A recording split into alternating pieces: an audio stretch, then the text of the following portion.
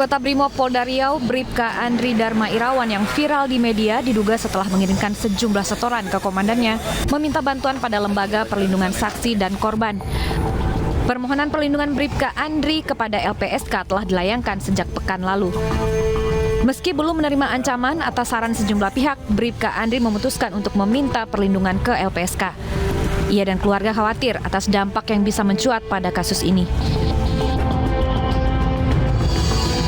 Ini sih kita, namun ya apa yang saya posting, apa yang saya sampaikan di media sosial, media massa itulah yang saya rasakan. Jadi silahkan rekan-rekan nanti cek itu apa adanya yang saya terima, saya alami. Dan itu semua saya coba bertahap saya lakukan langkah-langkah hingga terakhir postingan itu di hari Minggu kemarin saya lakukan karena saya tidak tahu mau kemana lagi. Saya harus cari keadilan dan perlindungan untuk saya. Sebelumnya, percakapan antara Bribka Andri Dharma Irawan dengan Komandan Batalionnya, Kompol Petrus Simamora, viral di media sosial. Dalam tangkapan layar tersebut, Kompol Petrus diduga sering meminta uang setoran. Bribka Andri diminta untuk menyetor uang sejak Oktober 2021 hingga Februari 2023 dengan total mencapai 640 juta rupiah.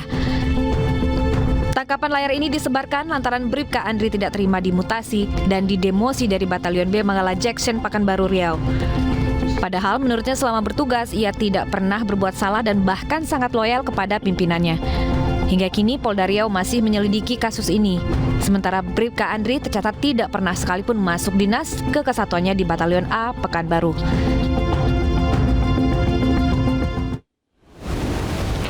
Ayah David Ozora, Jonathan Latumahina, membuka kisah upaya pihak Mario Dandi agar menutup kasus penganiayaan David. Berapapun biayanya, Jonathan menerangkan ada invisible hand yang berupaya untuk cawe-cawe meloloskan Mario Dandi dari jerat pidana.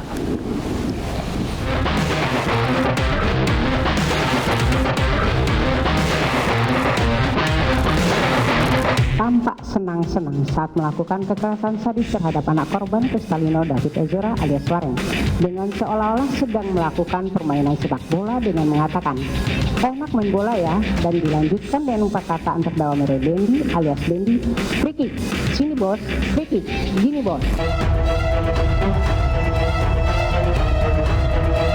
Saudara, di sebuah sudut dekat dari Pengadilan Negeri Jakarta Selatan, saya temui ayah David Ozora. Ia adalah Bung Jonathan. Apakah benar bahwa pertama kali saat kejadian ada sejumlah orang yang begitu ketat menempel Bang Jo untuk menghapus peristiwa ini? Bisa ceritakan? Itu tanggal 20 Februari pada saat kejadian. Okay. Saat kejadian, waktu itu saya dapat info, kemudian David dibawa ke Medika oleh Pak Rudi, salah satu saksi juga. Saya kaget karena pemberitahuannya David dipukuli. Oke.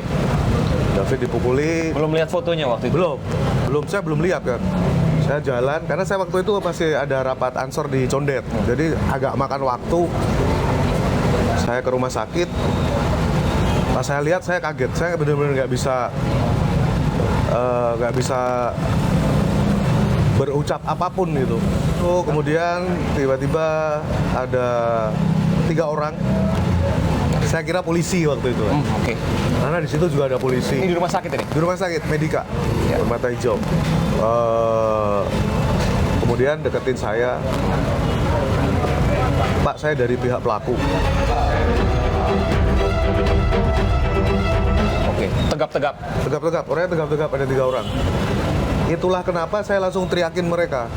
Kamu siapa? Kamu angkatan ya? Kalau kamu angkatan, matra apa kamu? Dari mana? Siapa bosmu? Saya tanya itu. Saksinya banyak waktu itu. Salah satunya Pak Rudi ada, dan Abu juga lihat.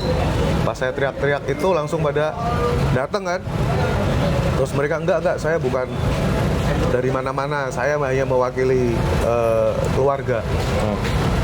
Saya teriakin, catat nama saya. Tuh, saya teriak itu, terus saya jelaskan saya siapa. Terus baru setelah itu mereka minggir. Itu kejadian malam malam hari dia cabut itu sampai pada pas kita pada bikin laporan. Jadi seharian ya, 24 jam.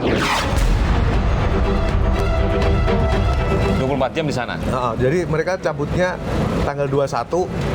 Mereka udah nggak kelihatan di situ karena menurut Kiki itu ada 2 mobil. Oh, jadi 24 jam ditungguin terus, Iya, Bang Jo ini? Dan saya diajak ketemu tuh sampai 2 kali waktu itu. 2 kali. Minta supaya ini diputihkan. Iya. Supaya nggak dikasuskan. Sampai berapapun dia bilang gitu. Oh, dia bilang berapa? Berapapun. Maksudnya dia siap bayar? Iya, berapapun biaya kita yang tanggung. Kalau perlu kita ke rumah sakit yang terbaik, Yang lebih mengagetkan lagi ketika malam hari pemberkasan saksi. Bu Natali sampai nangis. Karena melihat mereka lagi main gitar. Ya. Dendi, Sen, sama gitaran. Di kantor polisi? Iyalah. Polsek Pesanggerahan? Disanggah juga sama polisi. Enggak, itu mengamankan gitar dari mana atau apa gitu. Terus katanya enggak, disanggah juga. Dan menurut gue ini harus dilanjut ini, hal-hal kayak gini nih. Busuk banget gitu loh. Busuk banget. Saya cuma berpikir, ya semoga tidak terjadi. Kalau ini orang lain bagaimana gitu? Ya.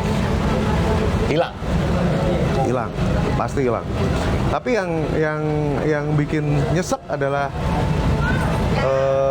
mereka masih mengakses handphone. Oke. Ya, Itu benar-benar kita menyaksikan. Rame kan waktu itu karena sama anak-anak disedot semua, yang di medsosnya Mario disedot semua. Kita udah dapat semua kontennya yang akhirnya viral. Naik motor lah, apalah semua. Tiba-tiba satu persatu akunnya tutup, dihapus. Dan pada saat yang sama, ini anak masih pegang handphone.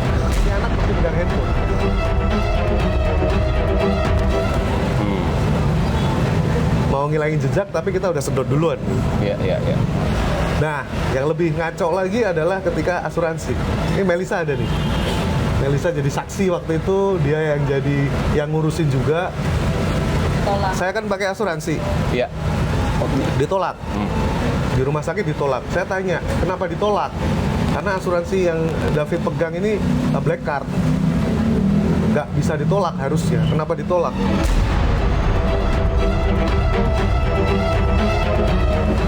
Terus rumah sakit bilang, karena ada klausul yang terlanggar. Apa klausulnya? Saya pengen tahu. Ada Pak, apa? Saya pengen tahu, saya kejar. Saya pengen tahu apa klausulnya. Dan tahu nggak klausulnya apa? Yang memulai perkelahian adalah David. Kok bisa? Ada di situ tulisan keterangan seperti itu. Saya tanya, ini siapa yang nulis? Rumah sakit, bukan kita. Iya, siapa yang nulis? Saya pengen tahu siapa yang nulis ini. Yang memulai perkelahian David ini siapa yang nulis? Rumah sakit cuma tengok, terus cuma bilang, nggak tahu Pak, dari polsek.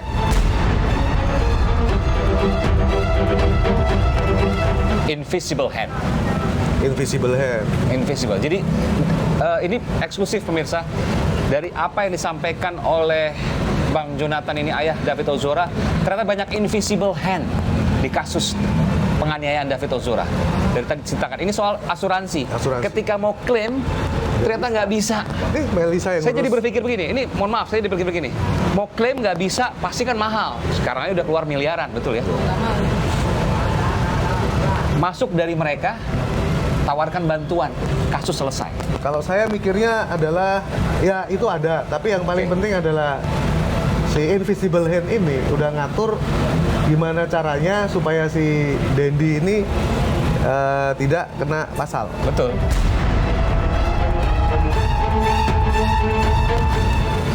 Dengan didamaikan oleh Anda gitu kan? Karena pada saat yang sama banyak banget ahli-ahli yang tiba-tiba ngomong ini perkelahian biasa. Ya. Dan termasuk polisi yang ngomong gitu, ini perkelahian biasa. Dan jalan damai itu bisa digunakan ketika keluarga dari pihak Rafael Alun misalnya memberikan uang kepada Anda dan Anda memaafkan semua. Ya. Saya mau tanya juga, Bang Jo, David kondisinya gimana saat ini? Kemarin saya posting ya.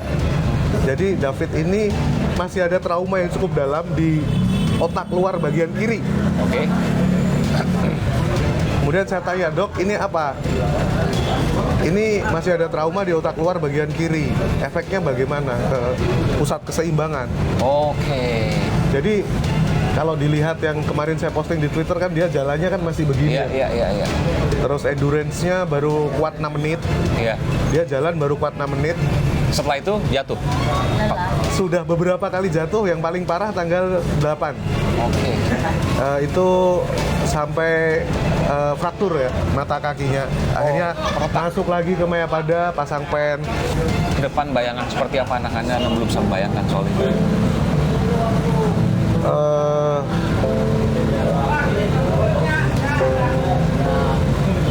Kita sih cuman berharap aja ya melihat progresnya.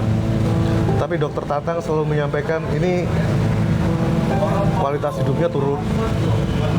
Jadi mohon keluarga lebih kuat karena selain fisik juga secara mental ada perubahan ya. Melisa nih yang paling tahu, dia jadi kayak nggak punya batasan. Ini lebih dewasa, ini teman, ini lebih kecil. Jadi kayak anak-anak lagi. Iya, nggak manggil saya aja Mas. Mas Jo, isiin GoPay. Mas Jo, beli makan. Tapi dia tahu kalau Anda ayahnya. Tahu. Tapi dia nggak bisa membedakan. Iya.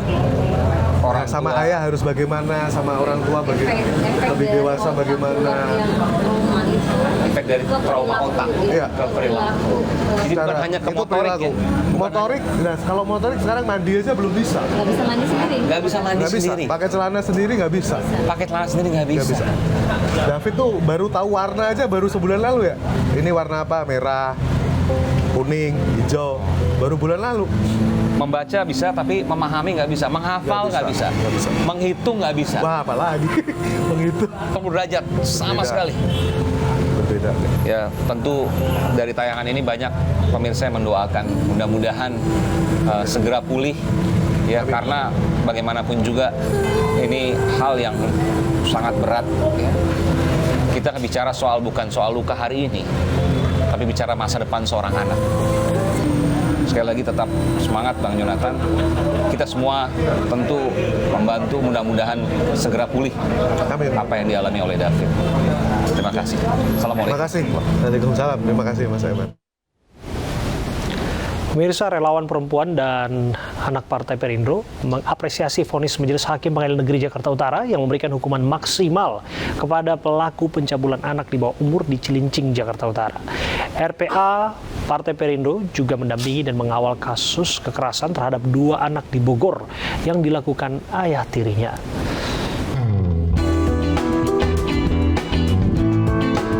Majelis Hakim Pengadilan Negeri Jakarta Utara memvonis terdakwa Deddy Mus dengan hukuman 8 tahun penjara denda 1 miliar rupiah dan ganti rugi sebesar masing-masing 20 juta rupiah kepada 2 anak korban pencabulan di Cilincing, Jakarta Utara. RPA Partai Perindo mengapresiasi vonis yang diberikan Majelis Hakim karena sudah sesuai dengan harapan. Sesuai dengan harapan dari Ketua Umum Partai Perindo, Bapak Hari Tanu Sudibyo, supaya relawan perempuan dan anak Partai Perindo dalam pendampingan terhadap perempuan dan anak Indonesia mengalami tindak kekerasan harus maksimal. Sementara itu di Kabupaten Bogor, Partai Perindo ini menunjukkan komitmennya dengan mengawal kasus kekerasan pada 2 anak asal Cibinong, Kabupaten Bogor yang dianiaya ayah tirinya. RPA Perindo mengawal kasus ini sejak bulan Agustus dan berharap agar polisi segera menangkap pelaku. Kami ingin menanyakan kembali kelanjutan kasus ini gimana, karena bagi kami kasus yang kami hadapi ini RPA wajib harus sampai tuntas. Pendampingan ini menjadi wujud nyata relawan perempuan dan anak Partai Perindo dalam memperjuangkan hak-hak para korban kekerasan. Tim Liputan iNews melaporkan. Seorang jemaah calon haji termuda asal Nabire, Papua berangkat ke Tanah Suci menggantikan ibunya yang sudah tiada. Informasinya kami hadirkan untuk Anda sesaat lagi.